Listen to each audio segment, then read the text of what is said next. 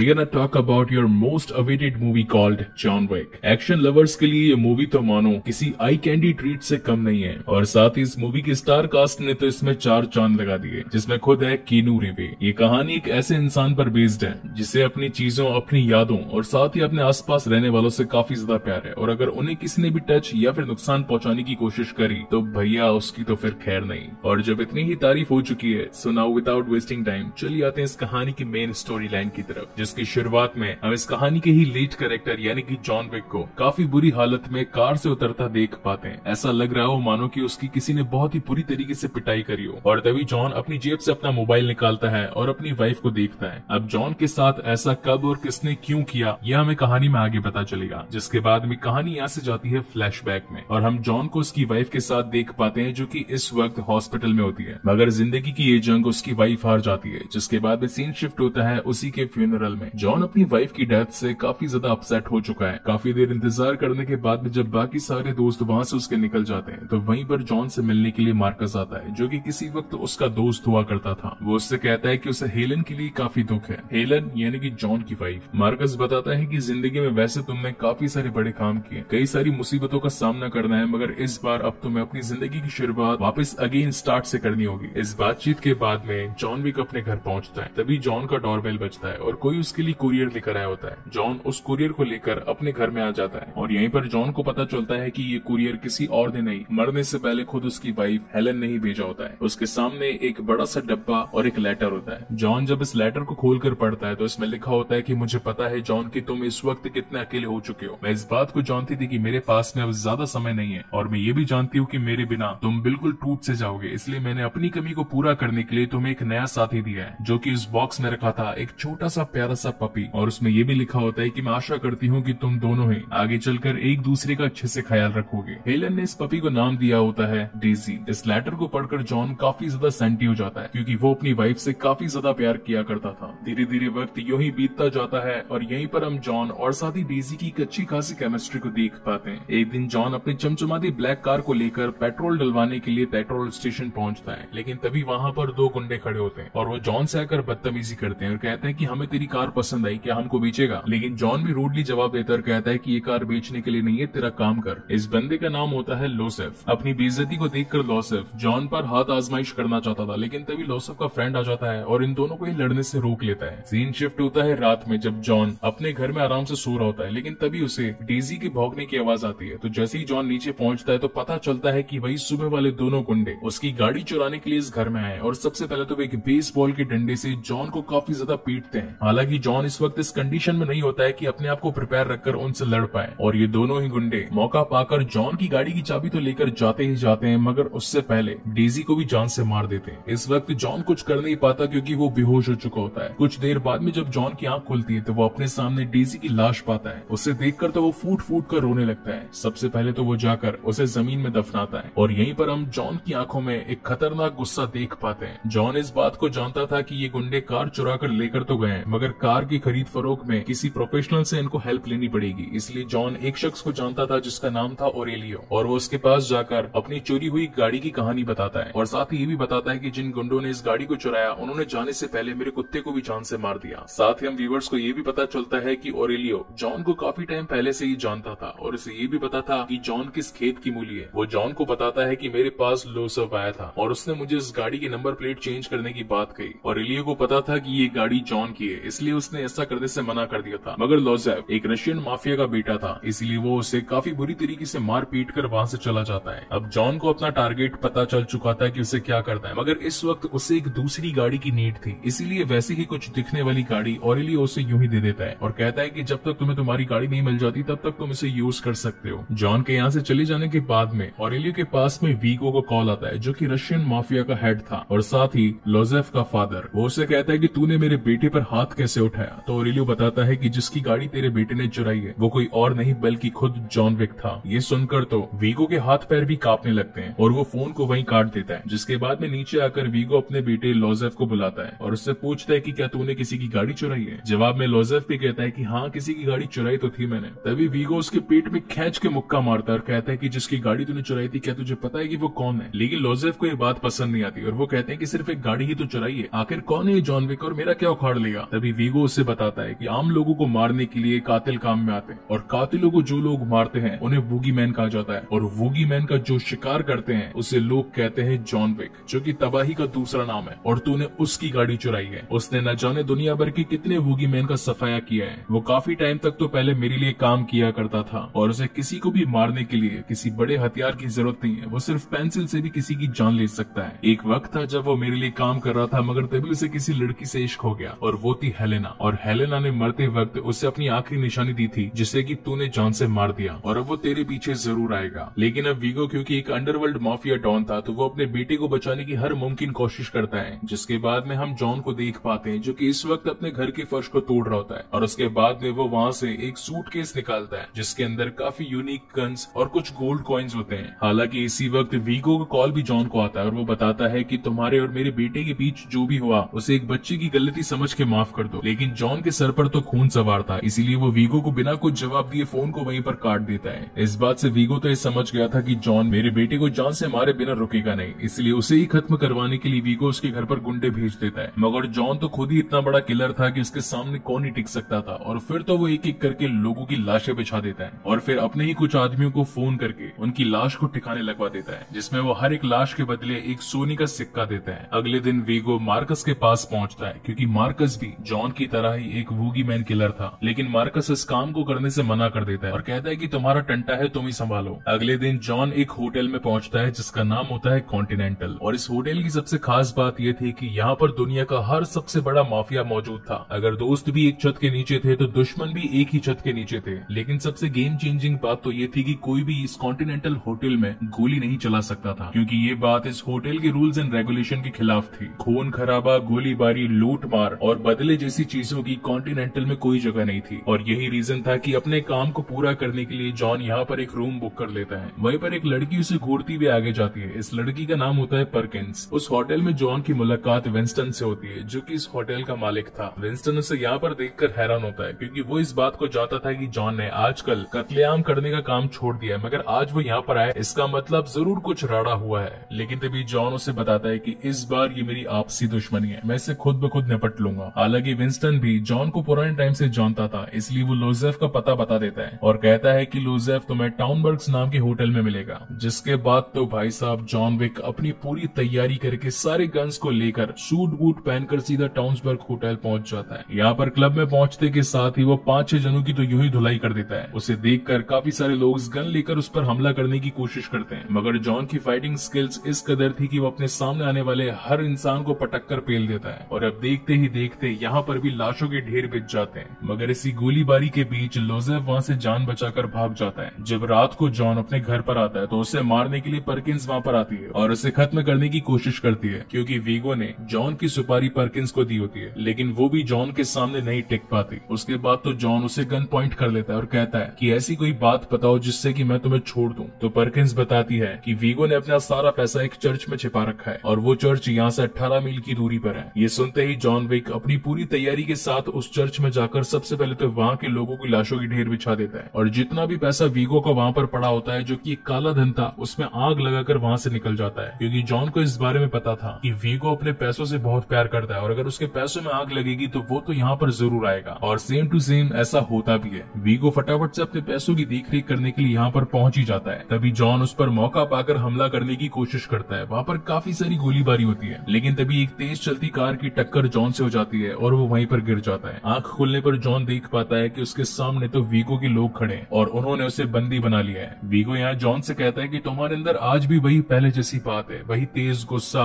लड़ने की शानदार स्किल्स और आंखों में मौत का मंजर, मगर आज तुमने अपनी जिंदगी का सबसे गलत काम किया है। वो काम था मेरे पैसे जला देना। हालांकि पैसा जल गया, मुझे उसका कोई गम नहीं है, मगर उसके अंदर कुछ ऐसे इंपॉर्टेंट डॉक्यूमेंट्स भी थे जिनकी मदद से मैं अंडरवर्ल्ड माफिया के अंदर सबसे बड़ा माफिया बन सकता था। मगर अब तो तुमने उन सभी चीजों को जलाकर राख कर दिया है। मगर मैं इन सारी चीजों को भूलने के लिए तैयार हूँ अगर तुम मेरे बेटे को भूलने के लिए तैयार हो जाओ तो। मगर जॉन उसकी बात नहीं मानता और कहता है कि उन सभी चीजों को भुलाना मेरे लिए आसान नहीं है। इस बात पर वीगो को गुस्सा आता है और वो अपने लोगों को कहकर जॉन को मरवाने की कोशिश करता है, मगर तभी हम देख पाते हैं कि वीगो के सभी लोगों पर कोई स्नैपिंग कर देता है और वो शख्स और कोई नहीं था बल्कि वो था जॉन का friend Marcus. Fun fact, Marcus Spiderman 1 का मेन विलन था, यानी कि ग्रीन गॉब्लिन, जिसे कि अब हम स्पाइडरमैन नो वे होम में भी भी देखने वाले। Coming back to the main story, यहाँ पर वीगो के सारे आदमियों को मारने के बाद में जब जॉन वीगो का पीछा करता है तो अपनी जान को खतरे में देखकर वीगो अपने बेटे की सारी इन्फॉर्मेशन दे देता है, क्योंकि वीगो को लग रहा था कि इस वक्त अगर जॉन लोजेफ को मारने जाएगा तो वहाँ पर उसकी ऑलरेडी कड़ी सिक्योरिटी मौजूद है जो कि जॉन को देखते ही वहीं पर खत्म कर देगी। मगर उसका ये सोचना बिल्कुल गलत था, क्योंकि अपनी वही धमाकेदार एंट्री जॉन विक वहाँ पर करके पहले तो सारे लोगों को मौत के घाट उतारता है और उसके बाद में लोफेस को भी ऊपर का रास्ता दिखा देता है। अब ये बात जल्दी ही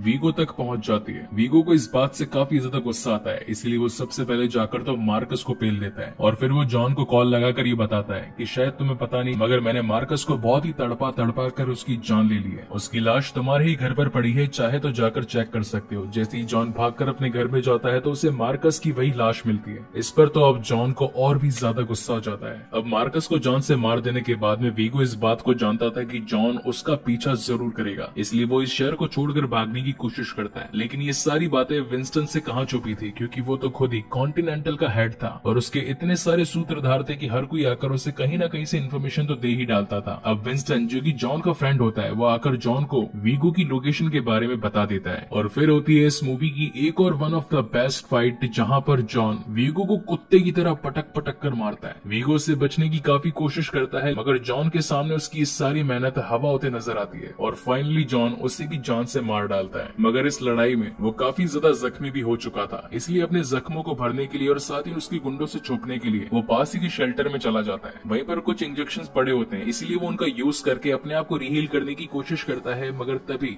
जॉन की नजर पास ही के एक डॉगी पर पड़ती है जो कि एक पिटबुल होता है और जॉन उस कुत्ते को लेकर वहाँ से बाहर निकल जाता है। और इसी के साथ जॉन विक का फर्स्ट पार्ट यहीं पर खत्म होता है। नाउ विदाउट वेस्टिंग टाइम चलिए आते हैं इस शानदार कहानी की मेन स्टोरी लाइन की तरफ, जिसकी शुरुआत वहीं से ही होती है जहाँ पर इसका फर्स्ट चैप्टर खत्म हुआ था। यानी कि जॉन ने इस वक्त अपने डॉगी की मौत का बदला वीगो से ले लिया होता है और वहीं से वो अपनी कार को स्पीड में भगाकर निकल रहा होता है और यहीं से इस कहानी की शुरुआत होती है, जहाँ पर वो जानबूझ के एक गाड़ी वाले के सामने आकर उसका एक्सीडेंट कर देता है और फिर उसी की आईडी पासवर्ड लेकर निकल जाता है। फिर हम एक गैराज का सीन देख पाते हैं जिसमें ड्रग्स का धंधा होता था। ये सारा काम अब्राहम टारासो नाम का आदमी किया करता था और ये शख्स और कोई नहीं बल्कि वीगो का ही भाई होता है। साथ ही यहाँ जॉन ने जिस बंदे की गाड़ी चुराई थी वो भी उसी की एक एम्प्लॉय की ही थी और इसके फर्स्ट पार्ट में जोसेफ ने जो जॉन विक की कार चुराई थी वो इस वक्त इसी के पास होती है, जिस पर अब्राहम अपने असिस्टेंट को बताता है कि अपनी कार को लेने के लिए जॉन यहाँ पर जरूर आएगा। इन्हीं बातों में हम उससे रिलेटेड एक फ्लैशबैक सीन देख पाते हैं जहाँ पर अब्राहम जॉन के बारे में अपने असिस्टेंट को बताता है कि उसकी इच्छा शक्ति के आगे कोई नहीं टिक सकता। उसने एक वक्त एक बार के अंदर 3 लोगों को सिर्फ एक पेंसिल से मार डाला था। मीनवाइल हम देख पाते हैं कि यहाँ पर जॉन पहुंच चुका होता है अब्राहम के अड्डे पर। फिर यहाँ पर हमें एक बहुत ही शानदार फाइट दिखाई जाती है जिसमें जॉन हर किसी को मारता हुआ सीधा अब्राहम के केबिन में पहुंच जाता है और फिर उसी की टेबल पर पड़ी ड्रिंक से 2 ग्लासेस भरता है। एक ग्लास उसके लिए आगे करके कहता है कि आई वॉन्ट पीस, मुझे सब कुछ शांति चाहिए, अब और कुछ भी झगड़ा नहीं चाहता हूँ मैं। लेकिन रिप्लाई में इब्राहिम कहता है कि क्या तुम जैसे इंसान को पीस मिलना मुमकिन है? जॉन कहता है कि अगर कोशिश किया जाए तो क्या मुमकिन नहीं हो सकता। फिर ये दोनों ही एक शांति समझौता करते हैं, जिसके बाद जॉन यहाँ से चला जाता है। अगली सुबह जॉन अपनी टूटी गाड़ी लेकर अपने घर पहुंचता है, जहाँ जॉन कार में पड़ी अपनी बीवी हेलन की फोटो निकालकर उसे देखता है। उसे देखकर तो मानो वो अपनी पुरानी यादों में खो चुका होता है। अब जॉन यहाँ से अपने घर के अंदर जाता है जहाँ पर उसका डॉग ऑलरेडी उसका वेट कर रहा होता है, जिसके बाद में सीन शिफ्ट होता है नेक्स्ट डे और यहाँ पर जॉन अपने डॉगी के साथ खेल रहा होता है। तभी वहाँ पर ओरेलियो की एंट्री होती है और जॉन ओरेलियो को अपनी ओरिजिनल कार रिपेयर करने के लिए दे देता है। इसके बाद जॉन अपने घर में आता है और जो बॉक्स उसने निकाला था उसके अंदर अपना सूट, गन और साथ ही सिक्के रखकर उसे वापस से जमीन में दफना देता है। रात को जॉन के घर की घंटी बजती है और उससे मिलने के लिए उसका एक पुराना दोस्त सेंटिनो दी एंटोनियो नाम का एक बंदा आता है। वो जॉन की वाइफ और उसकी डॉगी के मरने पर अफसोस जताता है और आकर कहता है कि तुम्हें मेरे लिए काम करना होगा। रिप्लाई में जॉन कहता है कि अब मैंने वो सारे काम छोड़ दिए, मैं तुम्हारी कोई मदद नहीं कर सकता। तभी एंटिनो अपनी जेब से एक मार्कर निकालकर जॉन को दिखाता है और कहता है कि तुमने शपथ ली थी, तुम इससे मुकर नहीं सकते। ये एक पेंडेंट जैसा दिखने वाला डिवाइस होता है जिसे कि ब्लड मार्कर कहा जाता है और माफिया की दुनिया में ये एक ऐसा सबूत होता है जिसको अगर कोई भी इंसान एक या दूसरे को दे देता है तो उसे वो काम करना ही होता है। जिस पर सेंटिनो कहता है कि तुमने मेरे साथ खून का सौदा किया था और अब तो तुम्हें वो निभाना ही होगा। लेकिन जॉन कहता है कि प्लीज ये मार्कर यहाँ से ले जाओ, मैं तुम्हारा कोई भी काम नहीं कर सकता। रिप्लाई में सेंटिनो कहता है कि तुम चाहे मना करो या मत करो, तुम्हें मेरा काम तो करना ही होगा। जिसके बाद सेंटिनो वहाँ से चला जाता है, लेकिन चालाक सेंटिनो घर से बाहर निकलते ही ग्रेनेड लॉन्चर से उसके पूरे घर को उड़ा देता है, जिससे कि अब तो जॉन की पुरानी यादें, उसकी बीवी की तस्वीरें और सब कुछ तबाह हो चुका होता है, लेकिन जॉन और उसका डॉगी उस हादसे में बच जाते हैं। जिसके बाद में सीन शिफ्ट होता है नेक्स्ट डे और यहाँ पर जॉन होटल कॉन्टिनेंटल में विंस्टन से मिलने के लिए जाता है। उससे मिलकर वो बताता है कि सेंटिनो ने मेरा पूरा घर जला दिया। तो विंस्टन उसे कहता है कि आखिर तुमने सेंटिनो जैसे इंसान को ब्लड मार कर दिया है तो उसका तो वो मिसयूज करेगा ही।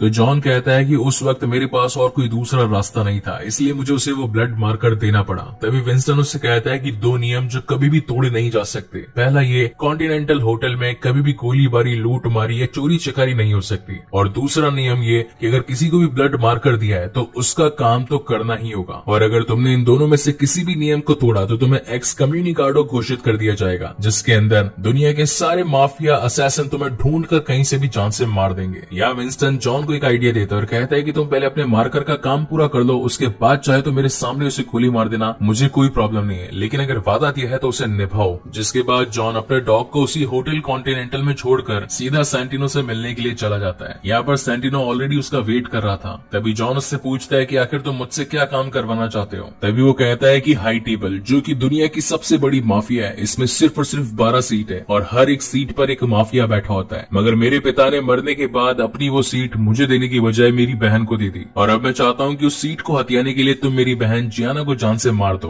तो जॉन कहता है कि ये काम तुम खुद क्यों नहीं कर सकते। तो वो मना कर देता है कि इसके पीछे कुछ रीजन है। जियाना इस वक्त अभी रोम में और उसके साथ में काफी ज्यादा सिक्योरिटी है क्योंकि उसका राज्याभिषेक होने वाला है, और ये कहकर वो वहां से चला जाता है। जिसके बाद में जॉन एक बैंक में जाता है और वहां से एक बॉक्स निकालता है जिसमें एक सूट, गन और कुछ गोल्ड कॉइन्स होते हैं। फिर जॉन अपना वही सूट पहनकर सीधा रोम के लिए निकल जाता है। और अब जैसा कि माफिया की दुनिया में हर शहर के अंदर एक कॉन्टिनेंटल होटल होता है, तो उसी तरीके से रोम में भी एक कॉन्टिनेंटल होटल होता है। और सबसे पहले जॉन वहां पर जाकर अपने लिए एक रूम बुक करवाता है और साथ ही वहां के मालिक जूलियस, जो कि उसका एक पुराना फ्रेंड होता है, उससे मिलता है। हालांकि जूलियस को ये बात पता थी कि जॉन रिटायर्ड हो चुका है, लेकिन जॉन उसे बताता है कि कुछ एक काम अभी भी रह गया है, इसलिए मुझे वापस आना पड़ा। जिस पर जूलियस उसे कॉन्टिनेंटल का सबसे बेस्ट रूम ऑफर करता है। उसके बाद में जॉन सबसे पहले एक टेलर की शॉप में जाता है और वहां पर खुद के लिए एक मस्त टैक्सीडो सूट बनवाता है, और साथ ही वहां से निकलकर कुछ अच्छे नए हथियार भी खरीदता है। और फिर बाद में अपने ही कुछ साथियों की मदद से एंटोनियो महल की पूरी जानकारी लेता है, उसके सारे ब्लूप्रिंट्स निकलवाता है और कहां से कौन सा खुफिया रास्ता है इसके बारे में पता करता है। यहाँ पर नोटिस करने वाली बात यह है कि जॉन जहां पर भी जाता है उसको हर कोई जानता है, या तो कोई उसके कर्जों तले दबा है या फिर उसकी दोस्ती उसके साथ पुरानी है, मगर इन्हीं सभी में जॉन की इज्जत भी काफी ज्यादा है। जिसके बाद में सीन शिफ्ट होता है खुद ही जॉन पर और वो पहुंच जाता है एंटोनियो महल में। बेसिकली आज रात एंटोनियो महल में पार्टी चल रही होती है क्योंकि आज रात जियाना दी एंटोनियो की ताजपोशी होने वाली है। यहाँ पर जॉन पीछे के खुफिया रास्ते से एंट्री लेता है। साथ ही रास्ते में आगे जाते वक्त वो जगह जगह पर अपने कुछ हथियार छिपाता हुआ जाता है। दूसरी तरफ हम जियाना को देख पाते हैं जो कि किसी मिस्टर अकोनी से मिलने के लिए जाती है। अब यहाँ पर होता यह है कि जियाना के लोगों ने अकोनी के इलाके को हथिया लिया होता है और उसी जगह को वापस लेने के लिए अकोनी उससे मिलने के लिए आता है, मगर जियाना उसकी कोई बात नहीं सुनती और उसे वहाँ से चलता कर देती है। जिसके बाद जियाना नहाने के लिए अपने बाथरूम में जाती है और तभी वहाँ पर जॉन पहुँच जाता है। जियाना की मुलाकात जॉन से होती है और वो उससे कहती है कि मैं कभी तुम्हें अपना दोस्त माना करती थी।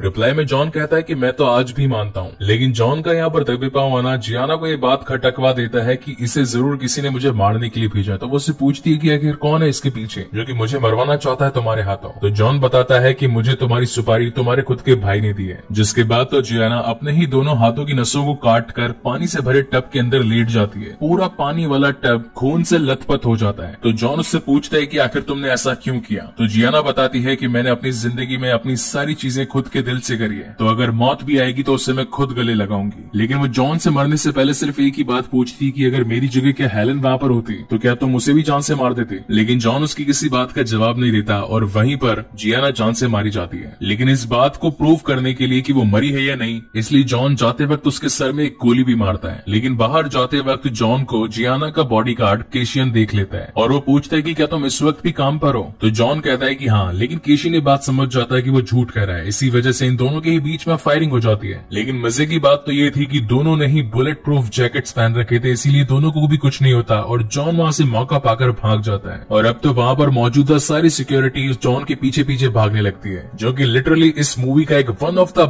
बेस्ट फाइटिंग सीन था, जिसमें जॉन एक एक करके सारे सिक्योरिटी गार्ड्स की लाशें बिछा बिछा कर वहाँ से जा रहा होता है। और अब जिस सुरंग के अंदर जॉन ने जगह जगह पर अपने हथियार छिपाए थे, उसी सुरंग की मदद से वो वहाँ से भागता हुआ बाहर निकल जाता है। और फिर भी जो लोग उसका पीछा कर रहे थे तो अपने हथियारों से वो उन्हें भी जान से मार डालता है। लेकिन जैसे ही जॉन बाहर निकलता है तो केशन उस पर गाड़ी से हमला कर देता है और जॉन का वहीं पर काफी बुरा एक्सीडेंट हो जाता है और लड़ते लड़ते ये दोनों ही पास ही के होटल कॉन्टिनेंटल के कांच को तोड़कर अंदर गिरते हैं, जहाँ पर जूलियस इन्हें लड़ने से रोक देता है क्योंकि यहाँ का रूल था कि खून खराबा नहीं होना चाहिए। जिसके बाद में सीन शिफ्ट होता है एक बार में और ये दोनों ही आपस में ड्रिंक शेयर कर रहे होते हैं। फिर जॉन केशन को बताता है कि उसे मारकर दिखाया गया था और यही रीजन था कि उसे जियाना को मारना पड़ा। लेकिन केशन कहता है कि तुमने मेरे सबसे अजीज दोस्त यानी कि जियाना को मार दिया, उसका बदला तो मैं तुमसे लेकर आऊंगा। यहाँ से बाहर निकलते ही मैं तुम्हें जान से मार दूंगा, लेकिन हाँ मैं तुम्हारे लिए एक फेवर जरूर कर सकता हूँ, मारते वक्त मैं तुम्हें ज्यादा तड़पाऊंगा नहीं, सीधा ऊपर टपका दूंगा। तो रिप्लाई में जॉन कहता है कि सही कहा, मैं भी यही कोशिश करने वाला था। अगली सुबह जॉन जूलियस से मिलता है और यहाँ से चेकआउट करता है। मीनवाइल हम सैंटिनो को देख पाते हैं जो कि जॉन के ऊपर ही $7 मिलियन का एक इनाम रख देता है और ये बात तो कॉन्टिनेंटल के अंदर मौजूद सारे असासिन और माफियाज को पता चल जाती है। और अब होना क्या था, वहाँ से न्यूयॉर्क जाते वक्त हर कोई जॉन की मौत के पीछे ही पड़ा था, लेकिन जॉन भी हार मानने वालों में से कहाँ था, वो भी उन सभी को हराता हुआ आगे निकलता जाता है। और जब जॉन ट्रेन में पहुंचता है तो वहाँ पर उसका सामना केशन से होता है। हालांकि इन दोनों के भी बीच में तगड़ी फाइट होती है, लेकिन जॉन एक चाकू को उसके सीने में उतारकर उसे मौत के घाट उतार देता है और साथ ही जाते वक्त ये कहता है कि अगर तूने चाकू बाहर निकाला तो तेरी यहीं पर मौत हो जाएगी, मैं तुझे जिंदा इसलिए छोड़ रहा हूँ क्योंकि मेरी तेरे से कहीं ना कहीं सेंटिमेंटल्स जुड़े हैं। और फिर जॉन वहाँ से निकल जाता है, लेकिन फिर भी पीछा करने वाले जॉन के लोग तो उसे छोड़ने वाले कहाँ थे। और अब इतनी सारी लड़ाइयां लड़ लेने के बाद भी तो जॉन काफी ज्यादा घायल हो चुका था। फिर भागते भागते जॉन एक भिखारी के पास पहुंचता है और उसे एक गोल्ड कॉइन देता है और कहता है कि मुझे उसके पास ले चलो। लेकिन तभी वहाँ पर वो सारे असासिन पहुंच जाते हैं जो कि जॉन को मारना चाहते थे, लेकिन वो भिखारी भी कुछ कम नहीं था और वो उन सभी को जॉन से मार डालता है। जिसके बाद में सीन शिफ्ट होता है नेक्स्ट डे और हम देख पाते हैं कि जॉन के सारे जख्मों को भर दिया गया, उसकी काफी अच्छी मलहम पट्टी कर दी गई है और वो इस वक्त एक सेफ प्लेस पर है। और कल रात वो उस भिखारी को कह रहा था कि मुझे उस तक पहुंचा दो, तो वो और कोई नहीं था, वो था बावरी किंग। एक वक्त था जब जॉन की लड़ाई बावरी किंग से काफी टाइम पहले हुई थी, मगर उस लड़ाई में जॉन ने उसे जिंदा छोड़ दिया था और अब जॉन चाहता है कि बावरी किंग उसकी हेल्प करे, लेकिन वो उसकी हेल्प करने से मना कर देता है और साथ ही भी बताता है कि तुम्हारे ऊपर तो $7 मिलियन का इनाम है, अगर मैं चाहूँ तो अब भी तुम्हें यहीं पे जॉन से मारकर $7 मिलियन का इनाम जीत सकता हूँ। तो जॉन उसे बताता है कि हाई टेबल पर जो 12 सीट्स हैं उनमें से अब एक सीट सेंटिनो को मिलने वाली है और वो और तुम काफी बड़े दुश्मन हो। जैसे ही वो सीट पर बैठेगा तो सबसे पहले तुम्हें ही अपने रास्ते से हटाएगा, अगर तुम चाहो तो मैं उसे जान से मार सकता हूँ, जिससे कि तुम्हारे और तुम्हारे लोगों की जान बच जाएगी। जिस पर बावरी उसे एक गन और साथ ही 7 गोलियों वाली एक मैगजीन देता है जिसमें हर एक गोली 1 करोड़ की होती है, जिसे कि जॉन को चुकाना होता है। यानी कि अगर जॉन ने 3 गोलियां वेस्ट करी तो उसे 3 करोड़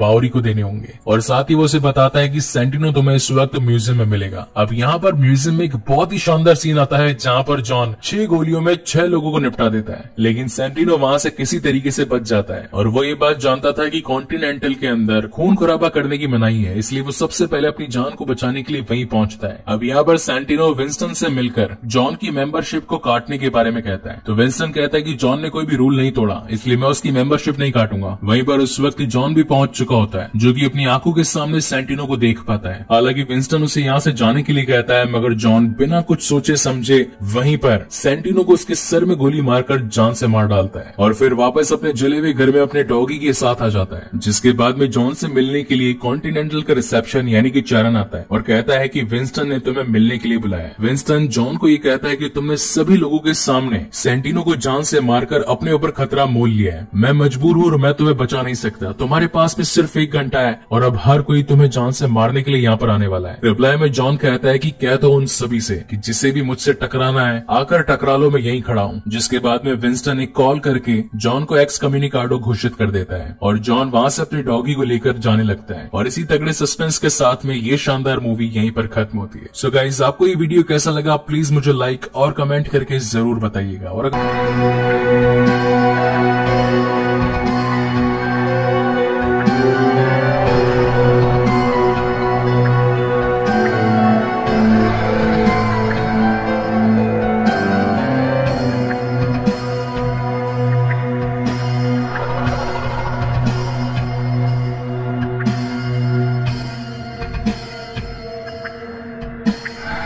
तक हमने देखा था कि जॉन विक ने विगो नाम के एक गैंगस्टर का सफाया कर दिया था क्योंकि उसके बेटे ने जॉन विक के कुत्ते को मारा था, और फिर सेंटिनो ने जॉन विक को अपनी बहन को मारने के लिए कहा और जॉन को उसकी बहन को मारना भी पड़ा क्योंकि सेंटिनो के पास जॉन का मार्कर था। लेकिन बाद में सेंटिनो जॉन के जान के पीछे पड़ गया और सेंटिनो ने जॉन को मारने वाले के लिए $7 लाख का इनाम भी रखा, लेकिन अंत में जॉन ने उसे भी मार दिया। लेकिन जॉन ने सबसे बड़ी गलती ये कर दी कि उसने सेंटिनो को कॉन्टिनेंटल होटल के अंदर मार दिया। इसीलिए हाई टेबल अब जॉन के जान के पीछे पड़ा है और 1 घंटे के बाद सारे लोग जॉन को मारने के लिए पीछे लग जाएंगे। तीसरी फिल्म की शुरुआत होती है और हम जॉन को भागते हुए देखते हैं क्योंकि जल्दी ही बहुत सारे लोग इसे मारने के लिए आएंगे। और सेंटिनो ने पहले इसके सर पे $7 लाख का इनाम रखा था, लेकिन कमोरा ऑर्गेनाइजेशन ने अब इसके सर पे $14 लाख का इनाम रखा है। और अब जॉन यहाँ से भाग रहा है और उसे हर तरफ कातिल नजर आ रहे हैं जो इसी बात की ताक में है कि कब इसका वक्त खत्म हो और वो इसे मार सके। तभी जॉन एक टैक्सी लेता है और यहाँ से भागने लगता है, लेकिन यहाँ पे बहुत ही ज्यादा ट्रैफिक होती है और जॉन को पता चल जाता है कि वो इतनी आसानी से यहाँ से नहीं निकल पाएगा। इसीलिए वो टैक्सी ड्राइवर को एक सोने का सिक्का देता है और कहता है कि मेरे कुत्ते को लेकर के तुम कॉन्टिनेंटल होटल जाओ और वहाँ ये सिक्का दे देना।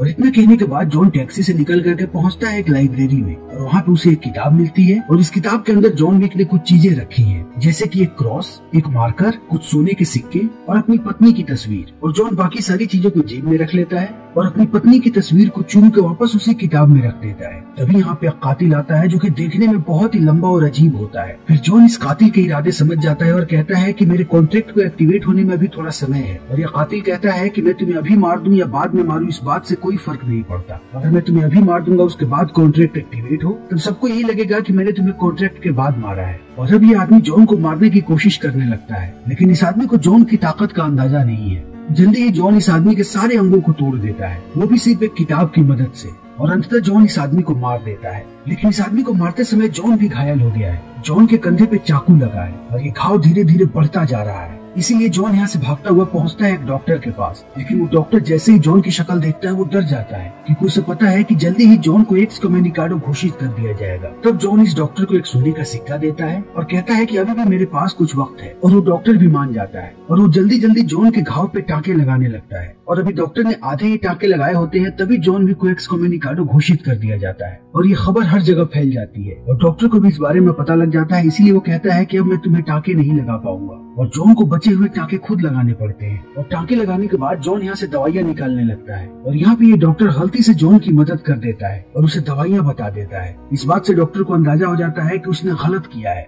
इसीलिए वो जॉन विक को कहता है कि मेरे शरीर पे 2 जगह मुझे घाव दो। और जॉन इस डॉक्टर के पेट और कंधे पे गोली चलाता है जिससे ये मरे ना। और अब जॉन यहाँ से निकल जाता है। तभी हम बाउरी किंग को देखते हैं जो कि अपने आदमियों को कहता है कि अब जॉन से हमारा कोई भी नाता नहीं है क्योंकि अब जॉन को एक्सकम्युनिकाडो घोषित कर दिया गया है और अब उसकी जो भी मदद करेगा वो हाई टेबल के रडार में आ जाएगा। इसीलिए अब जॉन से हमारा कोई भी वास्ता नहीं। तभी हम जॉन को देख रहे हैं जो कि बाहर सड़कों पे भाग रहा है और उसके पीछे हर तरीके के कातिल लगे हुए हैं। और अब जॉन को पता है कि उसके खून के प्यासे चारों तरफ लोग घूम रहे हैं। इसीलिए अब जॉन एक बंदूक की दुकान में घुस जाता है, लेकिन उसके अंदर बहुत सारे कातिल घुस जाते हैं और ये सारे के सारे कातिल हैं, कोई आम इंसान नहीं है। इसीलिए इन्हें पता है कि जॉन से कैसे लड़ना है, लेकिन जॉन के सामने किसी का भी टिक पाना मुश्किल ही नहीं नामुमकिन है। इसीलिए यहाँ पे सारे लोग जॉन को कड़ी टक्कर देते हैं, लेकिन अंत में सारी कड़ी मशक्कत करने के बाद भी वो जॉन के आगे घुटने टेक देते हैं और जॉन एक एक करके सबको मौत के घाट उतारने लगता है। जॉन के हाथ में जो भी हथियार मिलता है उसे देख के ऐसा लगता है कि यह हथियार जॉन के लिए ही बना है क्योंकि जॉन सारे ही हथियारों का इस्तेमाल बहुत ही बखूबी तरीके से करता है। और यहाँ पे कातिल आते जाते हैं और जॉन उन्हें मारता जाता है और जल्दी यहाँ पे हर जगह जॉन लाशें बिछा देता है। तभी दूसरी तरफ वो टैक्सी ड्राइवर कॉन्टिनेंटल होटल पहुंच चुका है और वो जॉन के कुत्ते को कॉन्टिनेंटल के हवाले कर देता है और उन्हें वो सिक्का भी देता है और कॉन्टिनेंटल वालों को बहुत खुशी होती है जॉन के कुत्ते को पनाह देके। तभी हम जॉन को एक अस्तबल में देखते हैं और इस अस्तबल में बहुत ही अनोखे घोड़े हैं और जॉन को बखूबी पता है कि घोड़ों को अपना दोस्त कैसे बनाते हैं। इसीलिए जॉन जल्दी एक घोड़े को अपना दोस्त बना लेता है। तब तक यहाँ पे और भी बहुत सारे कातिल चले आते हैं और अब जॉन इनका भी सामना करता है, लेकिन इस बार उसके पास घोड़ा भी है। इसीलिए अब जॉन ने कातिलों का सफाया करने के लिए घोड़े की भी मदद लेता है और ये घोड़ा बहुत ही आसानी से सारे कातिलों के अंग को बेभंग करता रहता है। फिर इसी घोड़े पे बैठ के जॉन विक बाहर निकल जाता है और शहर की सड़कों पे वो काले घोड़े पे बैठ के जा रहा होता है और जॉन विक को देख के ऐसा लगता है कि ये कोई मौत का सौदागर है। और यहाँ पर भी कातिल जॉन का पीछा नहीं छोड़ते। वो बार बार उसके पीछे बाइक पे सवार होकर के आते रहते हैं, लेकिन जॉन भी इनका मुकाबला करने के लिए तैयार है। इसीलिए जॉन एक एक को चुन कर मारता है और जॉन उन लोगों को ऐसी मौत देता है जिसे देखने के बाद रूह कांप जाए। और जॉन ने अब इतने सारे कातिलों को मार दिया है कि जॉन के सर पे जितना इनाम था उसे अब बढ़ा दिया गया है। पहले उसके सर पे $14 मिलियन का इनाम था और अब उसके सर पे $15 मिलियन का इनाम रख दिया गया है। और अब जॉन यहाँ से निकल करके पहुँचता है एक औरत के पास, और ये औरत रस्का रोमा क्राइम सिंडिकेट की डायरेक्टर है। रस्का रोमा में कातिलों को तालीम दी जाती है और उन्हें सबसे बेहतर बनाया जाता है। जॉन ने अपनी भी तालीम रस्का रोमा से ली है। जॉन जब बहुत छोटा था तभी से वो रस्का रोमा के साथ जुड़ा हुआ है। और यहाँ पे हमें जॉन के बारे में और भी बहुत सारी चीजें पता चलती हैं, जैसे कि जॉन की पैदाइश बेलारूज में हुई थी, तब उसका नाम था जर्दानी जोनोविच। और अब जॉन यहाँ पे इस डायरेक्टर से मदद मांगता है, लेकिन वो मदद करने से इनकार कर देती है। तभी जॉन उसे क्रॉस दिखाता है। रस्का रोमा क्राइम सिंडिकेट इस क्रॉस को रोजरी कहता है। हाई टेबल में जितनी वैल्यू मार्कर की है, रस्का रोमा में उतनी ही वैल्यू रोजरी की है, और जॉन के पास डायरेक्टर की रोजरी है। इसीलिए वो कहता है कि आपको मेरी मदद कैसे भी करनी पड़ेगी। और अब डायरेक्टर जॉन की मदद करने के लिए मान जाती है। और जब जॉन डायरेक्टर के साथ अंदर जा रहा होता है तभी हम देखते हैं कि यहाँ पे और भी बच्चों को तालीम दी जा रही है, और इन सबको यहाँ पे लड़ने और कत्ल करने की तालीम दी जा रही है। फिर जॉन डायरेक्टर के साथ अंदर जाता है और रोजरी देकर के कहता है कि मुझे कैसे भी कासाब्लांका पहुँचना है, वो भी एकदम सही सलामत। और डायरेक्टर मान जाती है। तभी हमारे सामने कॉन्टिनेंटल होटल का दृश्य आता है, और यहाँ पे हम एक लड़की को देखते हैं जिसे सारे लोग एडजुडिकेटर कहते हैं। और एडजुडिकेटर का मतलब होता है न्याय निर्णायक। और ये लड़की हाई टेबल से आई है,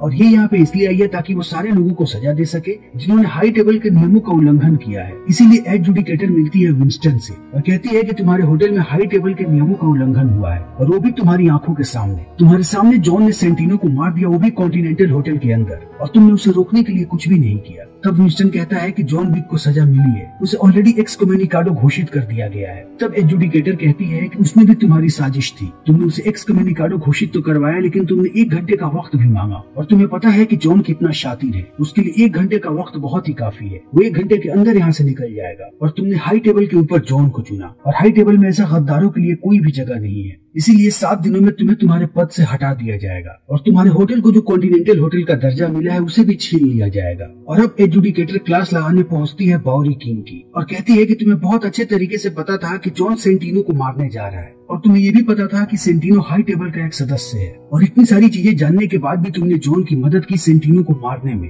और तुमने उसे एक बंदूक भी दी और कुछ गोलियां भी दी। इसीलिए अब तुम्हारे पास 7 दिनों का वक्त है। 7 दिनों में तुम्हें न्यूयॉर्क छोड़ना पड़ेगा, और अगर तुमने नहीं छोड़ा तो न्यूयॉर्क से तुम्हारा नामो निशान मिटा दिया जाएगा। लेकिन बाउरी किंग यहाँ पे एडजुडिकेटर से कहता है कि तुम लोगों को जो करना है कर लो, मैं न्यूयॉर्क से बाहर कभी नहीं जाऊंगा। और यहाँ से एडजुडिकेटर निकल जाती है, लेकिन बाउरी किंग को पता है कि अब यहाँ पे सैलाब आने वाला है। तभी हम जॉन को देखते हैं जो कि कासाब्लांका पहुंच चुका है, लेकिन यहाँ पर भी हर जगह कातिल भरे पड़े हैं, और उन्हें पता है कि जॉन के सर पे कितना इनाम है। इसीलिए वो जॉन को मारने की कोशिश करते हैं, लेकिन जॉन सबका मुकाबला जम कर करता है। तभी यहाँ पे एक आदमी आता है और वो सारे आदमियों को जॉन के पास से भगा देता है। फिर जॉन को लेकर के जाता है कासाब्लांका के कॉन्टिनेंटल होटल में, और यहाँ पे हम देखते हैं सोफिया अल अजवार को, जो कि यहाँ के कॉन्टिनेंटल होटल की मैनेजर है। लेकिन सोफिया भी पहले एक कातिल हुआ करती थी, और तब से सोफिया और जॉन की दोस्ती है। एक बार जॉन ने सोफिया के बेटे की जान बचाई थी, तब सोफिया ने जॉन को अपना मार्कर दिया था, और आज जॉन वही मार्कर लेकर के सोफिया के पास आया है ताकि सोफिया उसकी मदद कर सके, क्योंकि जॉन को पता है कि उसे एक्सकम्युनिकाडो घोषित कर दिया गया है, और अब कोई भी उसकी मदद नहीं कर पाएगा। और एक्सकम्युनिकाडो घोषित होने का मतलब ये है कि हाई टेबल के जितने भी नियम है अब आपके ऊपर लागू नहीं होते, यानी कि अब जॉन को हाई टेबल से जुड़ी कोई भी सर्विस नहीं मिलेगी, और न ही उसके मार्कर की कोई वैल्यू है। लेकिन जॉन को पता है कि सोफिया उसकी मदद करेगी, क्योंकि सोफिया ने कभी उससे वादा किया था। लेकिन सोफिया कहती है कि मैं तुम्हारी मदद नहीं कर सकती, अगर मैंने तुम्हारी मदद की तो मेरा परिवार भी खतरे में आ सकता है। तभी जॉन कहता है कि मुझे तुमसे बस एक ही मदद चाहिए, मुझे बस बराडा के पास लेकर के चलो। और अंततः सोफिया जॉन की मदद करने के लिए तैयार हो जाती है। तभी हम एडजुडिकेटर को देखते हैं जो एक आदमी के पास जाती है, और इस आदमी का नाम है जीरो। जीरो एक बहुत ही खतरनाक कातिल है, और इसके पास बहुत सारे खतरनाक कातिल हैं जिन्हें ये अपना शागिर्द कहता है। और जीरो के लोगों को आलू मटर की तरह काटते हैं, इसीलिए एडजुडिकेटर ने इन्हें चुना है ताकि वो सारे लोगों को सजा दे सके जितने भी लोगों ने जॉन विक की मदद की है। और यहाँ पे एडजुडिकेटर जीरो से कहती है कि मैं चाहती हूँ तुम उन सारे लोगों को सजा दो और फिर जॉन विक का भी खात्मा करो। और जीरो इन सारी चीजों के लिए तैयार हो जाता है। और अब ये लोग सबसे पहले पहुंचते हैं रस्का रोमा सिंडिकेट के डायरेक्टर के पास और वहाँ के सारे लोगों को मार के डायरेक्टर को पकड़ लेते हैं। तब एडजुडिकेटर कहती है कि मुझे पता है कि तुमने जॉन विक की मदद की है, और डायरेक्टर कहती है कि हाँ, क्योंकि उसके पास रोजरी था। और एडजुडिकेटर कहती है कि हाई टेबल के लिए रोजरी कोई मायने नहीं रखता, मायने रखता है ये कि तुमने जॉन विक की मदद की है। फिर डायरेक्टर कहती है कि मैं सजा के लिए तैयार हूँ, और वो अपने दोनों हाथों को आगे करती है और जीरो उसके हाथों में तलवार घुसा देता है। जापान में इस तलवार को वाकीजाशी कहा जाता है। तभी हम जॉन और सोफिया को देखते हैं जो कि बराडा के पास जाने के लिए निकल पड़े हैं, और सोफिया के पास उसके दोनों कुत्ते हैं। फिर जॉन को देखते ही बराडा कहता है कि आजकल हर तरफ तुम्हारे ही चर्चे हैं कि तुमने हाई टेबल के नियमों की ऐसी तैसी कर रखी है। फिर जॉन कहता है कि मुझे तुम्हारी मदद चाहिए और इसके लिए मैं तुम्हारा हमेशा ही शुक्रगुजार रहूंगा। फिर बराडा कहता है कि तुम्हें क्या चाहिए। तब जॉन कहता है कि मुझे एल्डर से मिलना है। एल्डर वही लोग हैं जो हाई टेबल के सबसे बड़े पद पर बैठे होते हैं, लेकिन उनसे मिलना इतना आसान नहीं है। दुनिया का कोई भी आदमी उनसे नहीं मिल सकता। उनसे कोई तभी मिल सकता है जब वो खुद चाहे, और उसके लिए तुम्हें रेगिस्तान में जाना पड़ेगा। बराडा यहाँ पे एक रेगिस्तान के बारे में बताता है और कहता है कि उस रेगिस्तान में जाने के बाद तुम्हें तब तक चलते रहना पड़ेगा जब तक तुम बेहोश होकर के नीचे ना गिर जाओ, और जब तुम बेहोश होकर के नीचे गिर जाओगे तब तुम अपने आप एल्डर्स के पास पहुंच जाओगे। और जॉन इन सारी बातों को सुनने के बाद यहाँ से चल देता है ताकि वो जल्दी से एल्डर के पास पहुंच सके। तभी बराडा सोफिया से कहता है कि मुझे इसकी मदद के बदले तुम्हारा एक कुत्ता चाहिए, और सोफिया कहती है कि कुछ भी हो जाए मैं अपना कुत्ता नहीं दूंगी। और अब इस बात पे बराडा को गुस्सा आ जाता है और वो बंदूक निकालता है और सोफिया के कुत्ते को गोली मार देता है। और इस चीज को देखने के बाद सोफिया आग बबूला हो जाती है और यहाँ पे हर जगह लड़ाई शुरू हो जाती है और सिर्फ गोलियां चल रही होती हैं यहाँ पे। लेकिन सोफिया के कुत्ते को अभी भी कुछ नहीं हुआ है, क्योंकि सोफिया ने उसे पहले से ही बुलेट प्रूफ कपड़े पहना रखे थे।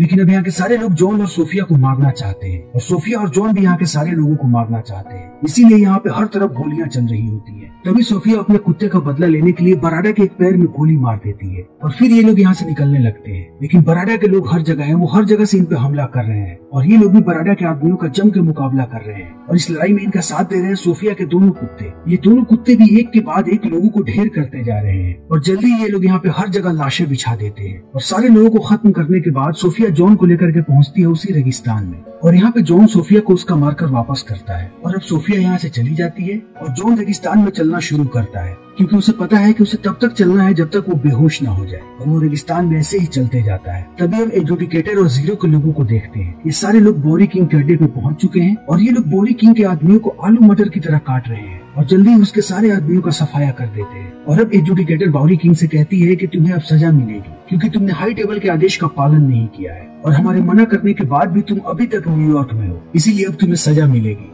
और सजा के तौर पे तुम्हारे शरीर के 7 जगहों को काटा जाएगा। और यहाँ पे जीरो बोरी किंग के शरीर पे 7 निशान देता है। तभी हम जॉन को देखते हैं जो कि रेगिस्तान में चलता चलता बेहोश हो गया है, और अब एक आदमी उसे ऊंट पे बैठा करके लेकर के जा रहा है, और जल्दी ही जॉन को ये लेकर के पहुंचता है एल्डर्स के पास। और एल्डर जॉन से पूछता है कि तुम्हें क्या चाहिए, और जॉन कहता है कि मैं अपनी बची हुई जिंदगी बड़ी ही शांति के साथ जीना चाहता हूँ। मैं चाहता हूँ कि मैं इस खून खराबे से दूर चला जाऊँ और अपनी पत्नी के यादों के सहारे अपनी जिंदगी बिताऊं, इसीलिए मुझे बस एक मौका चाहिए। और एल्डर यहाँ पे कहता है कि तुम्हें वो मौका मिलेगा, लेकिन तुम्हें हमारे लिए एक काम करना पड़ेगा। अगर तुमने हमारे उस काम को कर दिया तो हम तुम्हारे सर पे लगे हुए इनाम और एक्सकम्युनिकाडो के थप्पे को भी हटा देंगे, लेकिन तुम्हें हमारे लिए विंस्टन को मारना पड़ेगा, क्योंकि विंस्टन ने हाई टेबल के नियमों का उल्लंघन किया है। और विंस्टन का नाम सुनने के बाद जॉन बहुत ही ज्यादा परेशान हो जाता है, और उसे समझ में नहीं आता कि आखिर वो क्या करे। फिर भी जॉन इस बात के लिए मान जाता है, और वो अपनी एक उंगली काट करके देता है एल्डर को, और कहता है कि वो वादा करता है कि वो विंस्टन को मारेगा। और अब जॉन को यहाँ पे एक नया सूट मिलता है, और जॉन पूरी तैयारी के साथ पहुँचता है न्यूयॉर्क। लेकिन न्यूयॉर्क पहुँचते ही जॉन की मुठभेड़ होती है जीरो और जीरो के लोगों से।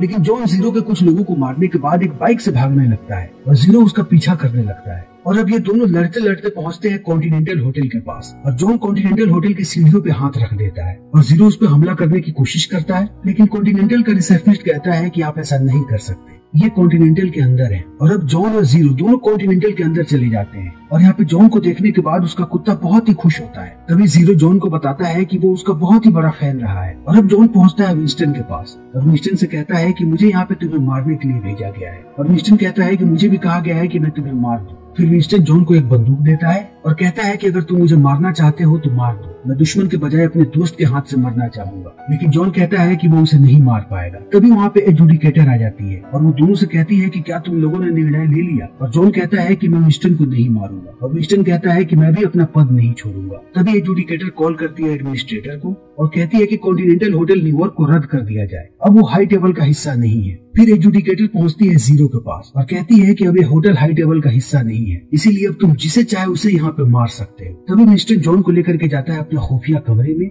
और इस कमरे में दुनिया के सबसे बेहतरीन हथियार होते हैं। और अब यहाँ पे जॉन, विंस्टन और रिसेप्शन पे बैठने वाला बंदा, सारे लोग जम के तैयारी करते हैं सारे लोगों का सफाया करने के लिए। और अब जल्दी यहाँ पे चारों तरफ दुश्मन भर जाते हैं और यहाँ पे लड़ाई शुरू होती है। और अब यहाँ पे जॉन लोगों को मारना शुरू करता है। जॉन के पास कुछ बेहतरीन बंदूकें होती है जिसके इस्तेमाल से वो बहुत सारे लोगों को मारता है। और धीरे धीरे ये सब लोग यहाँ पे इतने लोगों को मारते हैं कि अच्छे से अच्छे मैथमेटिशियन भी इसकी गिनती भूल जाए। और अब जॉन का सामना होता है जीरो के शागिर्दों से और ये लोग जॉन को बहुत ही कड़ी टक्कर दे रहे होते हैं, लेकिन इन्हें पता नहीं है कि इनका मुकाबला जॉन विक से है। इनके लाख कड़ी मशक्कत करने के बाद भी जॉन इन्हें अंततः मार ही देता है। और तब जॉन का मुकाबला होता है जीरो से और जीरो यहाँ पे कांटे की टक्कर देता है जॉन को, लेकिन जॉन उसे बार बार घायल करता रहता है और जीरो भी जॉन को घायल करता रहता है। और इनके बीच बहुत ही लंबे समय तक लड़ाई चलती रहती है, लेकिन अंततः जॉन जीरो को मार देता है। और जल्दी ये बात एजुडिकेटर को पता चल जाती है और वो समझ जाती है कि जॉन ऐसा आदमी नहीं है जिससे पंगा लिया जा सके। इसीलिए एजुडिकेटर पहुंचती है विंस्टन के पास और कहती है कि मैं अपने फैसले पे फिर से विचार कर सकती हूँ और तुम्हारा खोया हुआ पद तुम्हें वापस मिल सकता है और इस होटल को भी पुराने वाला दर्जा दिया जाएगा, क्योंकि अभी भी कुछ नहीं बिगड़ा है। तुम्हें बस इतना करना है कि तुम्हें जॉन विक को मारना है।